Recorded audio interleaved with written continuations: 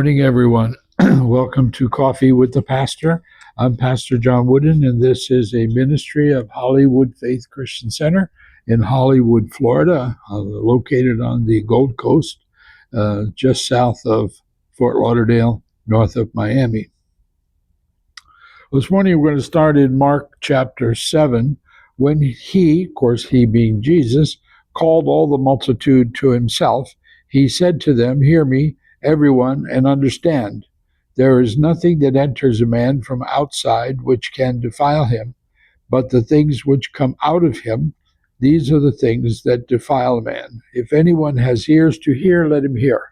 Well, the Pharisees were criticizing Jesus because his disciples didn't wash their hands in the ritual fashion. In other words, they didn't keep kosher. And they were complaining about them, that somehow they would now be defiled. And Jesus wanted to point out, it didn't matter what you put in, it's what comes out of a man's heart. He continues in chapter 7 by saying, "And what comes out of a man, that defiles a man from within. Out of the heart of men proceed evil thoughts, adulteries, fornications, murders, thefts, covetousness, wickedness, deceit, lewdness, an evil eye, blasphemy, pride, foolishness. All these things come from within and defile a man." Jeremiah says the heart is deceitful above all things and desperately wicked. Who can know it? I, the Lord, search the heart, and I test the mind, even to give every man according to his ways. So the question is, are we saved then? Well, of course we are. And 2 Corinthians 5 says, "Therefore, if anyone is in Christ, he is a new creation. Old things have passed away." Here's our problem, though. It's our thinking.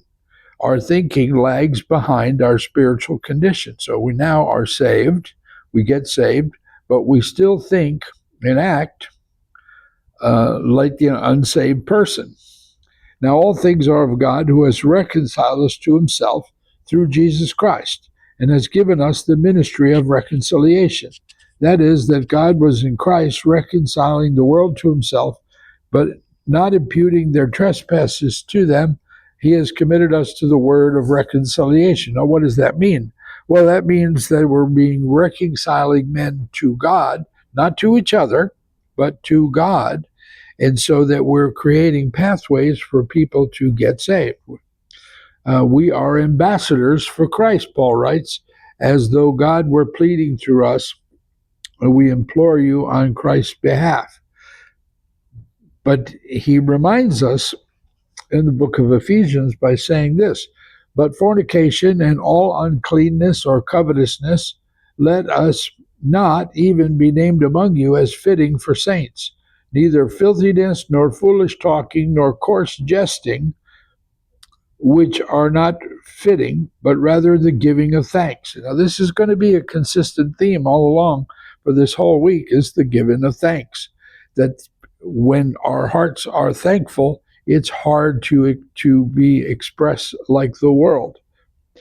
"For this you know, that no fornicator, unclean person, nor covetous man, who is an idolater, has any inheritance in the kingdom of Christ and God. Let no one deceive you with empty words, for because of these things the wrath of God comes upon the sons of disobedience." So our job is to win the lost, but we can't do that with a divided mind. So we have to be singularly focused on having the mind of Christ. God bless you. We'll see you again next time.